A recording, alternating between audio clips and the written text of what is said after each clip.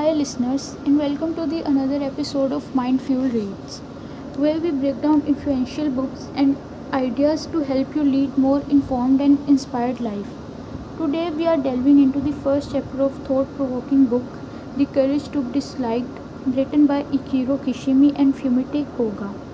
This book is a fascinating exploration of Alfred Adler's psychological theories presented in the form of dialogue between a philosopher and a young man. Let's jump right into it. Summary of Chapter 1: Denied Trauma. The first chapter of The Courage to Be Disliked sets the stage for a deep and often counterintuitive discussions about the nature of human happiness and fulfillment. The narrative begins with a young man, disillusioned and frustrated with life, seeking answers from a philosopher. He approaches with skepticism and desire to understand why he feels so unhappy and constrained by his past. The philosopher introduces a radical idea: trauma doesn't exist. This statement challenges the young man's belief that his past experiences, especially negative ones, are the primary determinant of his current unhappiness. The philosopher argues that while we cannot change the past, we are not necessarily bound by it. Instead, it is our interpretation and the meaning we assign to these past events that shape our present and future. Adler psychology, the foundation of the book, suggests that humans are not driven by past traumas but by their goals and purposes. People create their own narratives about their lives, and these narratives influence their behavior.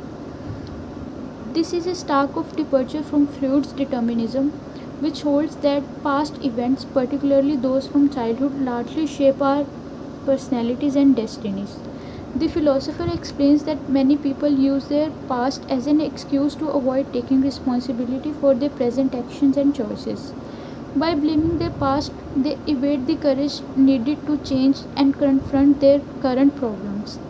This concept of goal oriented life emphasizes that individuals have the power to change their paths regardless of their past experiences. Throughout the chapter, the young man grapples with these ideas, finding them both liberating and unsettling.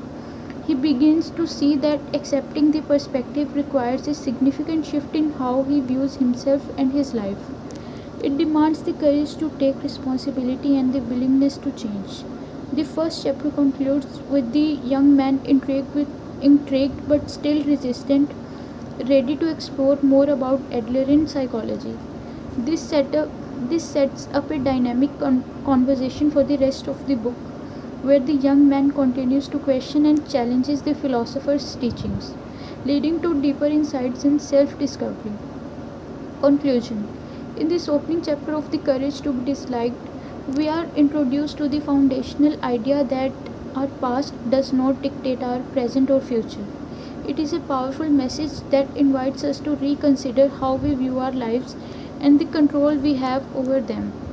Stay tuned to more episodes where we will continue to unpack the transformative lessons from the compelling book.